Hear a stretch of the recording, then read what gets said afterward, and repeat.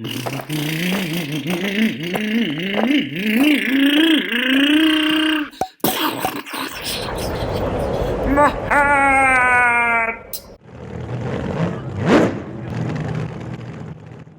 was a nice day to come out to NorCal Hobbies in San Jose to just bring out the buggy, blow the dust off of it after 20 billion years of not bringing it. And then I ran into Chumley from Chumley RC, I believe, and he helped me not do the walk of shame because I kept driving it on my roof.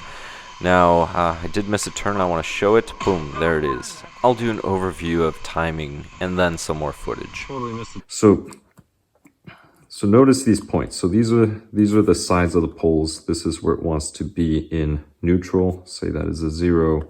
This is the neutral part, so it wants to be here halfway in between. All right, so say we're spinning it and we're here. So now we're at neutral.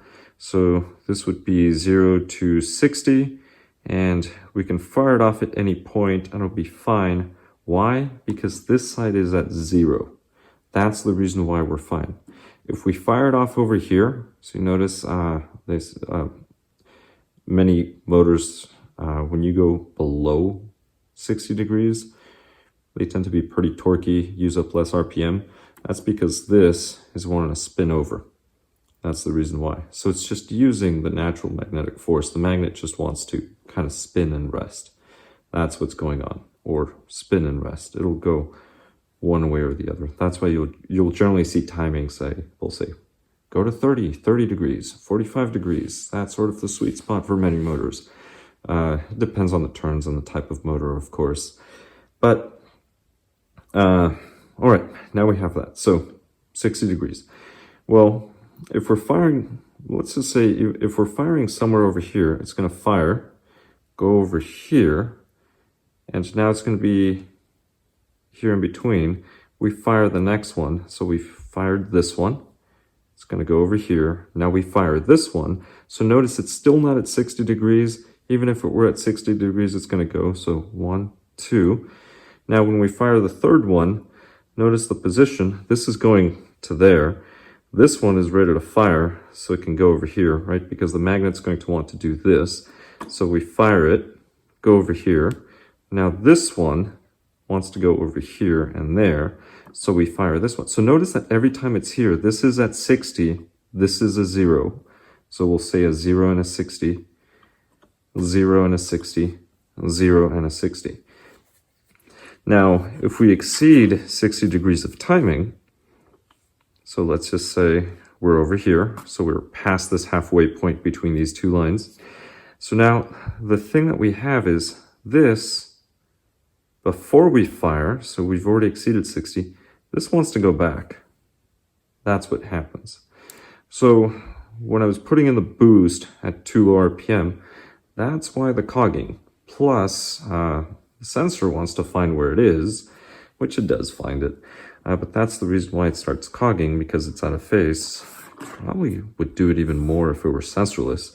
But the thing is that once the motor is spinning, it doesn't matter.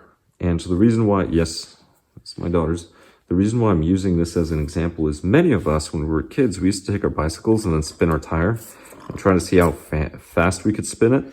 Well, this is the way it would work. So say I'm going from 0 to 60, we would start right over here, apply quite a lot of torque, and then we would spin it like this, right? And we can go the entire phase if we want. But the thing is that if we do this, we're going to get a nice amount of torque, but then speed, we're not really going to build up much speed. So what ends up happening with boost is the following. You have to find what the RPM is. I don't know what the sweet spot is for RPM for any one given motor. That's something you're going to have to figure out. But say you grab it from here, and we're going to start no boost and get it spinning. So let's do that. But now, to make it faster, we would just do this to the tire. So that would be the equivalent of boost to get the RPM. So it's similar to when many of us, when we were kids, would grab the tire. We go up here, grab the tire from over here, 0, 60, take your pick, and we're going to spin it all the way to here. So again, we can go from here to there. That's why they say less timing, more torque usually. It also drops the kV, interestingly enough. And then we can go from here as well and spin it over here. All right, so we can go here. But then boost is going to kick in, and we're just going to be doing this. Well, I'm doing it just to one side, but in reality, imagine I don't have 3 arms, or else I could do it. I guess I could do 2 at least. But watch what happens. We'll go from here. So no boost, and then boost kicks in. I'm horrible at spinning this. I need a bicycle tire, a real bicycle tire. But hopefully this sort of illustrates the point behind it. And that's how boost works. The only problem with boost is once you're exceeding that 60 degrees, it consumes a lot of amperage energy, which is something that I'm going to talk about as the videos are playing. Here I am driving with no boost. The battery lasted quite a long amount of time, and the motor, to be honest, didn't really heat up. So I kept the same gearing for both sessions. I only have a 25 tooth pinion, but the temperature was so cool that I could just put my thumb on there and not worry about it. I mean, I could have left it there for days, but I have better things to do than to do that. Now, my lap time, not the best in the world, but it's a 25.5, 25.4, let's say. But one of the things that I want you to notice is the speed on the straight. So whenever you do not run boost and do not exceed a certain level of timing, say 45 degrees, it depends on the motor, it really does on the turns of the motor, but your run times are going to be longer on the same pack. Now when you're racing for 5 minutes. If you're bashing for more, and you really don't want to risk burning up your motor, because when I did add the boost and exceeded 100 degrees, I actually exceeded 100 degrees on purpose, for the purpose of this, the motor went up to 140 degrees, so it went for a similar time running. The battery dropped all the way to 50%, and it was over 40 degrees difference in temperature. Now notice the speed on the straight. So that's, now I'm going to show you with boost, and notice the difference in the speed. A lot faster. Now the times were almost half a second faster, well, depending on which one you look into, say half a second, but again, slow. That was no boost, and this is with boost. So feel free to slow it down, but this was kicking in at 15,000 RPMs, 60 degrees. That's how I set it up. I do need to note that usually I would be running a 30 tooth pinion, but I purposely dropped it down to a 25 tooth pinion because I was anticipating boost to kick in, and I didn't want to risk the motor getting extremely hot. And considering the motor without boost was cool to the touch, I mean, I could have my finger on it for a long period of time.